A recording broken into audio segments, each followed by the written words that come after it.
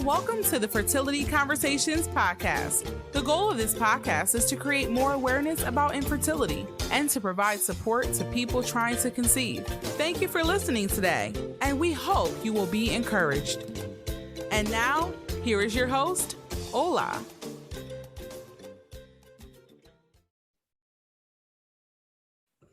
Welcome to another episode of Fertility Conversations. Today, we're joined by a lovely guest, Emma Grenbaek. She's a nurse and lives in Denmark. Emma is donor conceived with a positive mindset and is the author of the newly released book, Donor Child. She joins us today to share her story and tell us all about the inspiration behind her book and all the advocacy work she does. So welcome, Emma, and thank you so much for joining us today. Thank you for having me. Yay. So we usually start off by saying, tell us a little bit about yourself. So my name is Emma. I'm 26 and I live here in Denmark. And I'm donor conceived. I have both a mom and a dad. And then I have two younger sisters who are twins. I love twins. It's amazing. So you mentioned that you're donor conceived. Could you share a bit about your donor conception story, as much or as little as you'd like to share? So where to start? So I've always known that I was donor conceived. My parents tried various kinds of fertility treatment, both private and public, for almost 6 years. And obviously they had told friends and family about this as well. And then when they were almost through with adoption, they had one last cycle with a frozen embryo, and then that was me, and it suddenly for some reason stuck, and they were pregnant and finally expecting. And so my parents had already told friends and family about their fertility journey, but in Denmark at that time, people would be advised not to tell the child about their conception, right? Because the children were like, anonymous donation was the only option back then, and the donor was just matched on my dad's appearance. Right. So the advice was not to tell, because how would I ever know? But I think that my parents, they were always worrying, like, what was the worst thing that could happen. And I think my mom tried to, as she says, she tried to eliminate things that could make me not want to have them as part of my life. And I think she felt that me finding out this big secret could be such a huge trauma that I didn't want to have them as part of my life anymore. So they actually decided to tell from I was just a baby. So they made like a children's book with pictures and drawings of friends and family and themselves, and explained the story of them wanting to have a child but not being able to conceive naturally, and how they needed the help of what they call a kind man in the book, to have enough sperm to put on my mom's eggs to have me. So kind of a very positive, happy explanation of how I came to be. Wow, that sounds so sweet. Yeah. For them to learn that, and actually even very brave as well, right? Because you highlighted that back then, as it was in many other places, that people are advised not to tell. Yeah. To have them choose to tell. Yeah.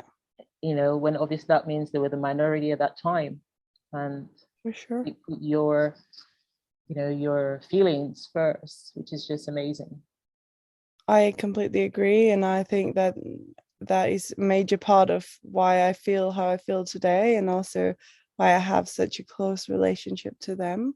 But they were very, very brave. And I know that my mom always say that they feel very lucky that they handled things the way they did, despite everything.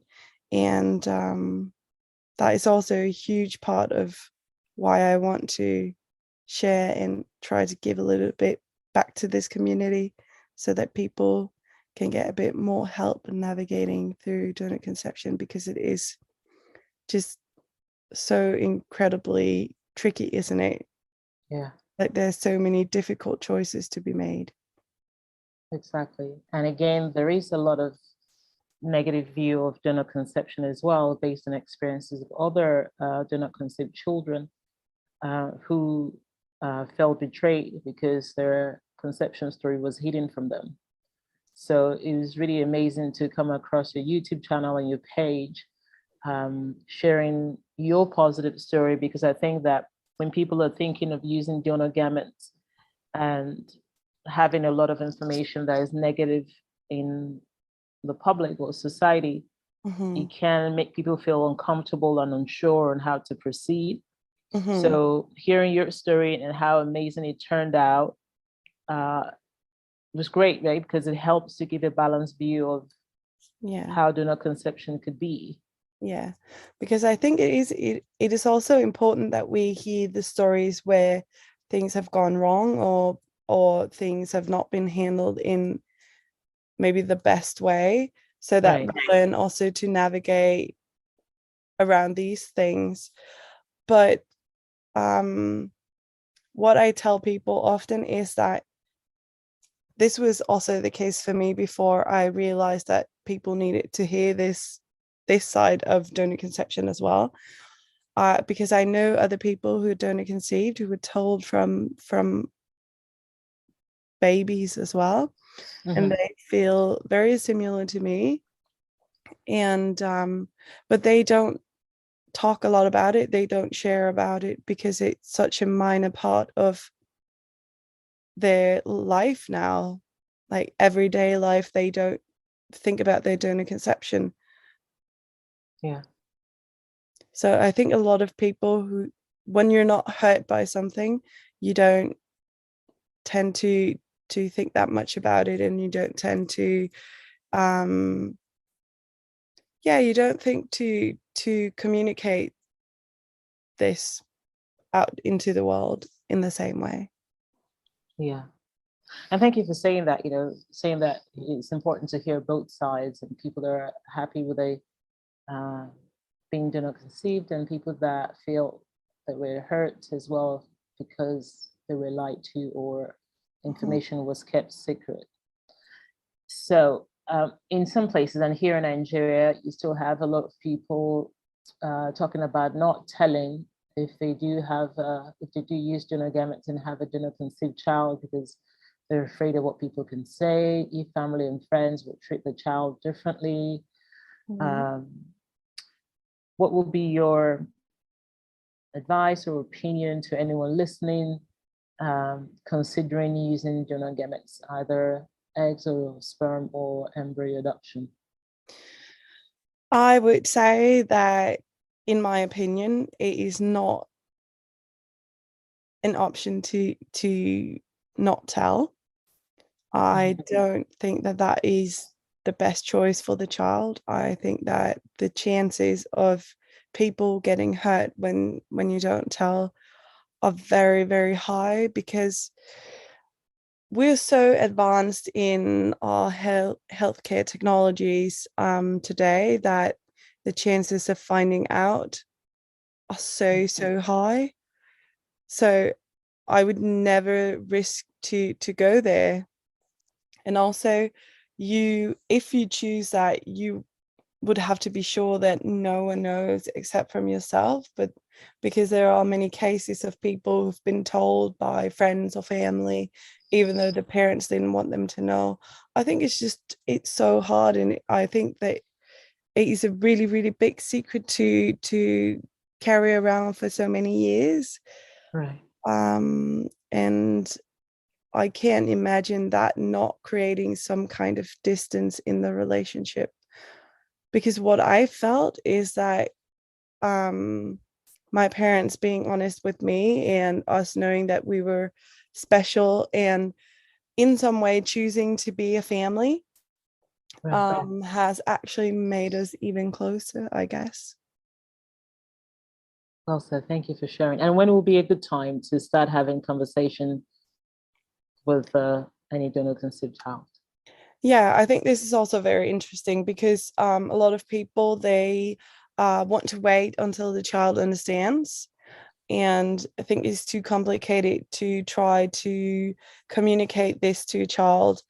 But I think that is, I don't think that's the best way to go about it. I think actually it is an advantage to start off early because as much as the child benefits from learning this eventually and this never being something that you were sat down and told, never having that shock of realizing this, just making it a natural part of life.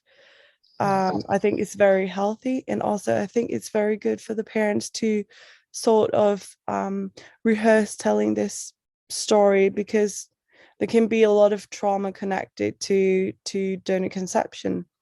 And I think it is important that the parents also rehearse telling this in words that they find comfortable, and then they start small, and then the questions from the child gets more and more advanced, and they get time to like get used to talking about this subject as well. And I think that is positive for both parts, actually.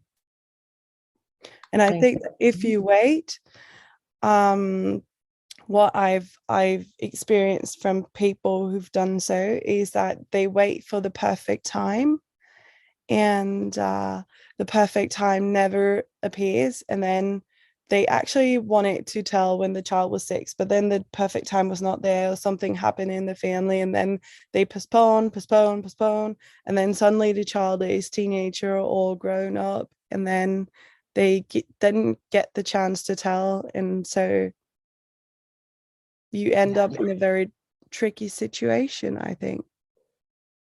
Right. That's well said, and it's great, like you mentioned, start early, because then you can practice and to find the right way to say it. Yeah. I think that's very important. Yeah. Because it is complex for the parent and for the child, so it's important to definitely. And do you have any tips or books that you would recommend for? So my parents made the book themselves, and definitely gives like a personal touch, which is really nice. I loved reading the book as a child. If that is too much, I know that Sensitive Matters have done like an online version where you can do sort of like your own story, and you can put in pictures and stuff like that. I think that's a really nice way. And I think that books like this also, because then this is a really nice way for the parents to rehearse. They just need to read it out loud, say the same things, and then eventually the child will ask questions, and then the conversation can start from there. Yeah, I think that's very, very helpful. And yeah, I know people who've also, I know my mom also did that, wrote letters for the child to read as they grow older, to make them understand also the situation from a different perspective. That can also be a very great resource, I think. Yeah, and it's really sweet to thanks for sharing Sensitive Matters. I met her actually at the fertility show in the UK, and you're right, it's actually an amazing resource. But it's actually great to see that, again, your parents made your book. That must have made it really feel special, to have a book dedicated and created for you as a child. Yeah, I've always loved reading it, and it still means very, very much to me. Yeah. And are your siblings, you mentioned earlier that you have twin siblings rather. Are they also donor conceived? So I have siblings who are 2 years, a little less than 2 years younger than me. And actually, they are not donor conceived. They are my dad's biological children. And the reason for that was at that time, a new method becoming available in Denmark, which is ICSI, Right. which is very well established today. And Yeah. yeah, but at that time, we were just so from me to them, it became a possibility, and therefore, obviously, my parents had spent so much time having their first child, so they thought, well, we might as well get going with trying for sibling, and so they started off with ICSI, and it just went great. So Wow. yeah, incredible, isn't That it? is, yeah. That's the exact word I was thinking. I was like, oh, that's incredible. Wow. So yeah, our family constellation is also a bit weird, with me being donor conceived and the twins being my dad's biological children. But Yeah. it has it. I know that a lot of people experience secondary infertility, so that would be the opposite way around. And so they are often very interested in our relationship and if it has caused difficulties in my relationship to my parents or my sisters. And I would say that it's been, obviously we've never known anything other than this, but it hasn't been an issue really. I've Yeah. had times feeling lonely when I was a teenager and spiraling into that, being because of my donor conception. I think it was just teenage hormones and a lot going on. And then my sisters being twins, I felt Yeah. left out because that's how you feel when you have siblings who are twins. I think that's like that in all, well, families, I guess. They just have some kind Yeah, of, yeah. And I can only imagine, like, it's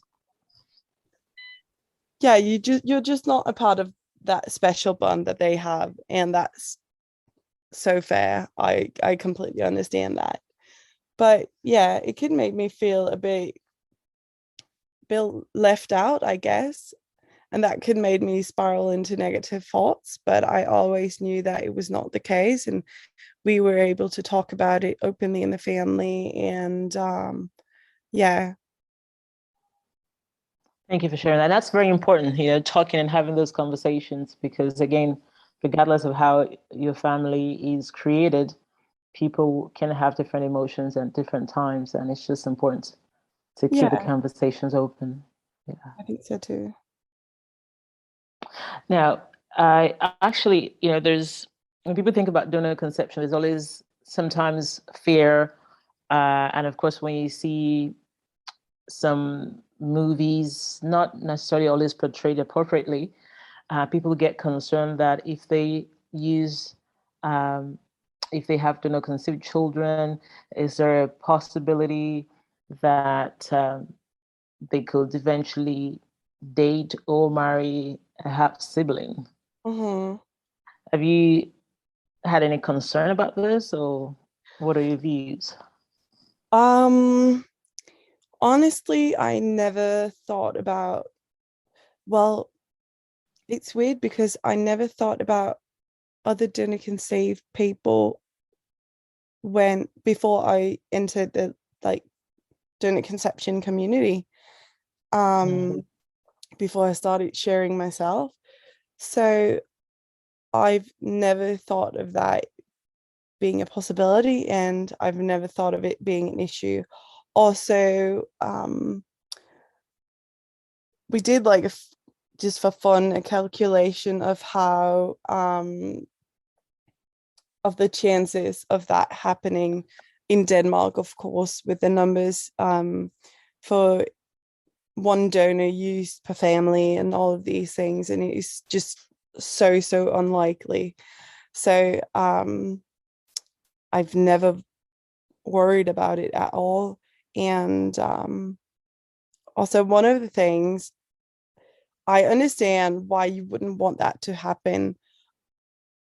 Mm-hmm.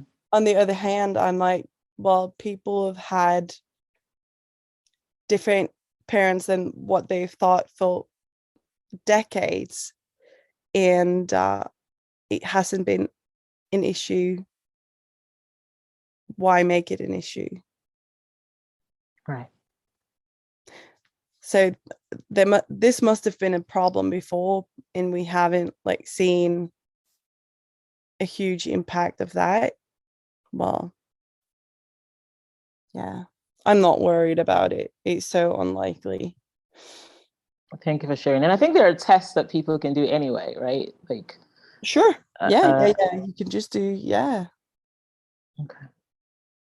And of course, in speaking about you not ever being, concerned about this or even aware of it until you got into the donor community.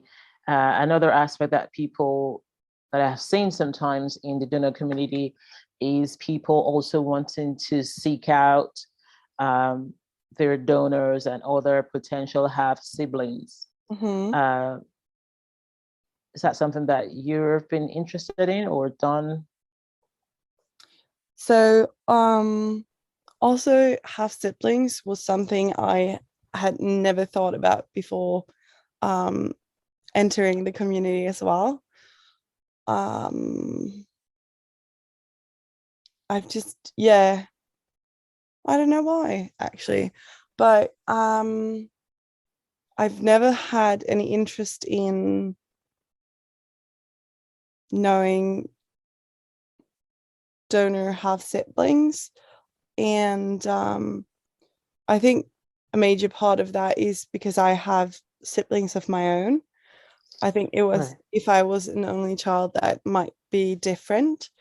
And then I think I've never wanted to know more about my donor as well. I've never wanted to look for information about him. Obviously, he's anonymous, but there's so many ways today with DNA testing and stuff like that. Yeah. To seek more information, but that's never been of any interest. I think I've just, well, I've always known that he was anonymous. It wasn't a possibility that I got information about him, and I think I've just been okay with that for so many years, and that's just been such a natural part of my life then that I've never felt the need. And also in some way I feel like it could meet a nice guy, but also there's a really big chance of disappointment. Yes. And I'm not seeing like the huge benefit of that meeting. Then why go through that can potentially be something that is hurtful to me in some way? I just haven't seen any benefits from that until now. So we talk a lot about it, and my parents are very open about it with me as well. So we talk about that things change throughout life, and major life events. If someone were to pass away, or when I have children myself, like these major life-changing events can easily change how you feel about something. So we talk about that it might be a possibility that it could change someday, and that's okay. Then I can go out. I have my family support to go out and seek more information, but at the moment I don't need it. Sorry. Yeah, and thank you for sharing that, because I think, sorry, it's just important, and it's good to see that everyone is different. Some people might feel the need to seek out the donor and have siblings, and others might not. And of Yeah. course, even if you don't feel like it now, that could also change in the future. So I think it's important that people just aware of that. And it's great that your family supports you, whichever way you choose to proceed at any point in Yeah, and I think it's important that we support people time. in making up their own minds. Like maternally conceived people, it's okay to feel one way, but it's also okay to feel like you want to know him, but it's also okay if you don't want to. Exactly. Exactly. And you've highlighted that your parents are very supportive. And again, another thing that I hear or see rather, the donor community, or just things on social media, is often the right term to use for donor. Donor eggs, donor sperm. Some people would say that the donor is a parent, and some others not. What's your opinion on that? Yeah. So for me, also because he's never had a big part of my life, I've never wanted to get to know him more. I think of him as a donor. I'm Right. very, very grateful towards him and what he's done for my family. And I think about him with happy thoughts and gratitude. But to me, he is no more than a donor. I think to be a parent, you have to invest time and yourself in the relationship. And obviously that is not the case here. And so I think that donor is, to me, is yeah, I think that's enough for what he means in my life. And my dad is the one who's invested so much time and patience and raised me and waited for me for so many years. So yeah, I think that you have to earn that title. Yeah, totally.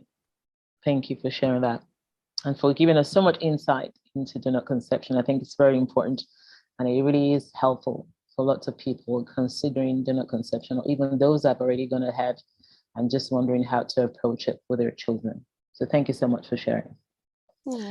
I hope so. And you also of the newly released book, Donor Child.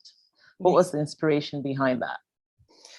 So actually, my inspiration to start talking about my donor conception was that a friend of mine is a lesbian, and Right. she wanted to create a family of her own. So she obviously needed a donor to go ahead with that.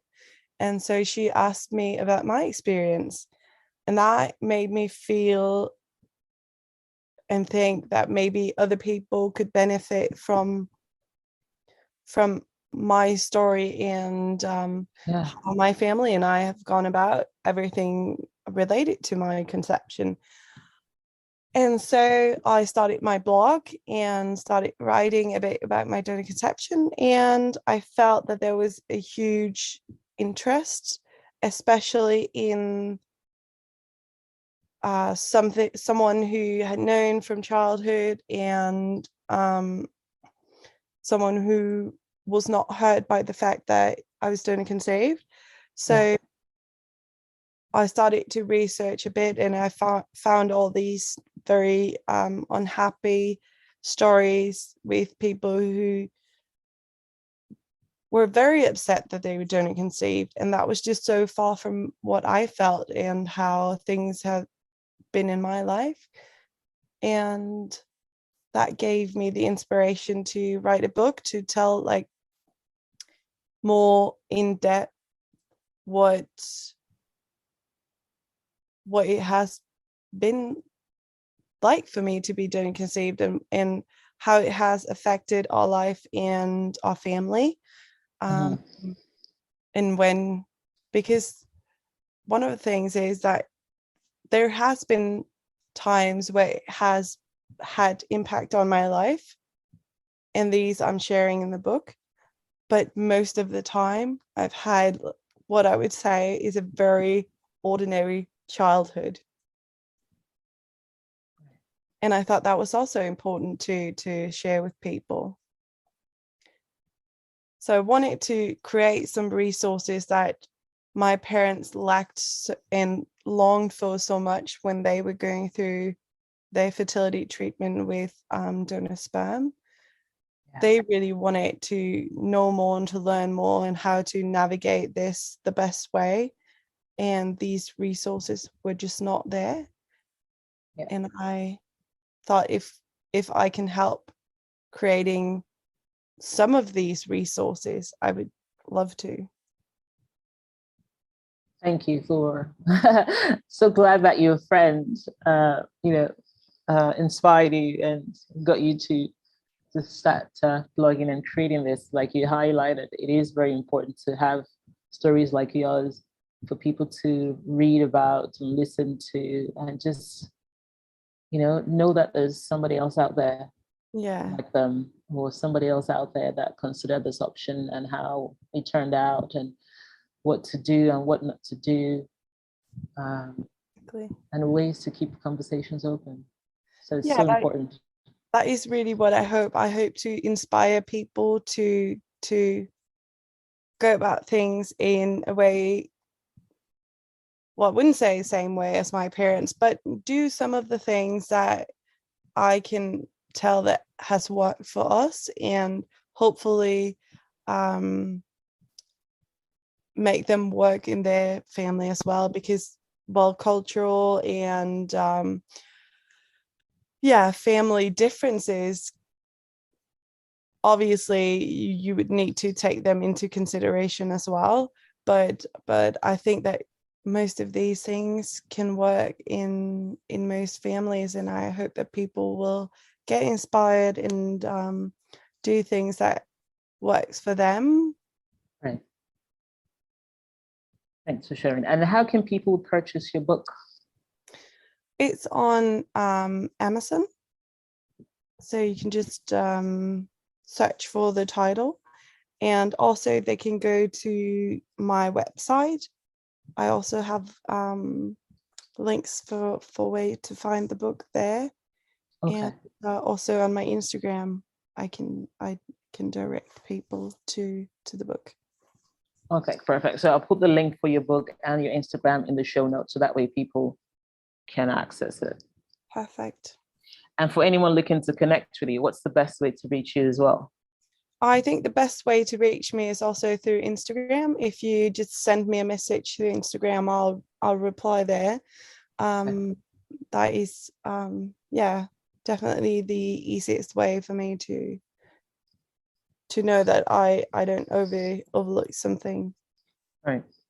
Thanks for sharing that. And as a wrap up, Emma, are there any words of advice or any last words that you'd like to share with anyone considering donor conception? Well, I would advise people to seek out communities, and in my experience, I've seen that Instagram is a bit more positive than Facebook. Oh, really? So, okay. I don't know if that's an advice, but yeah, I think it's a great resource to find like-minded people. Maybe it's a bit ahead of you in the whole process, so that you can learn from their experience, and then of course, just also I would also say try not to worry too much. Yeah, I know that's one of the things, like my mom has worried throughout her whole life if they made the right choice, and I obviously think that they made a great choice. I'm very, very happy with life, and I'm so grateful for the family that I have. And yeah, I think that is a shame that she spent so much energy worrying about that.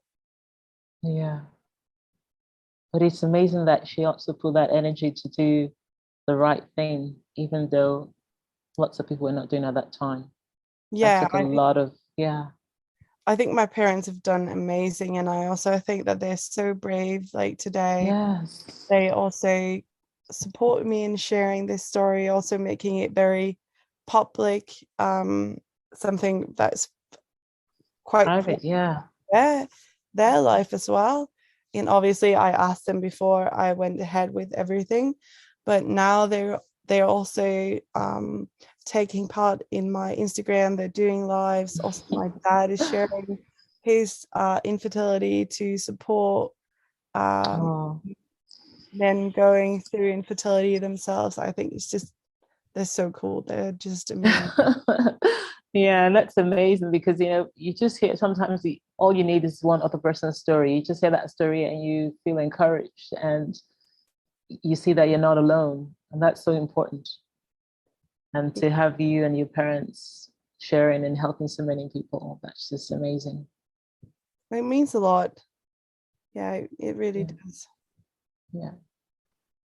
Thank you so much, Emma, for coming on the show today and for sharing your story and just giving a lot of advice and sharing your experience, because again, donor conception is increasing globally and lots of people are considering that option, but being able to find resources or listen to other people's stories and know the right way to go about it and other things that you might want to avoid is so important. So thank you so much for coming here and sharing, and for your book as well, which I just ordered on Amazon. So when I do read it, I'll review it and also, let you know. Yeah, please do so. I'd love to. Yeah, thank you so much for coming today. And we do look forward to having you again in the near future. Thank you for having me. It was a pleasure. Thanks for joining us this week on the Fertility Conversations podcast. If you enjoyed this podcast, please give us a 5-star rating and subscribe. Follow us on Instagram at Fertility Conversations. If there are any topics you would like to have discussed, please send an email to fertilityconversations@gmail.com. Be sure to tune in next week for our next episode. Thank you again for listening. Take care of yourself and do stay hopeful.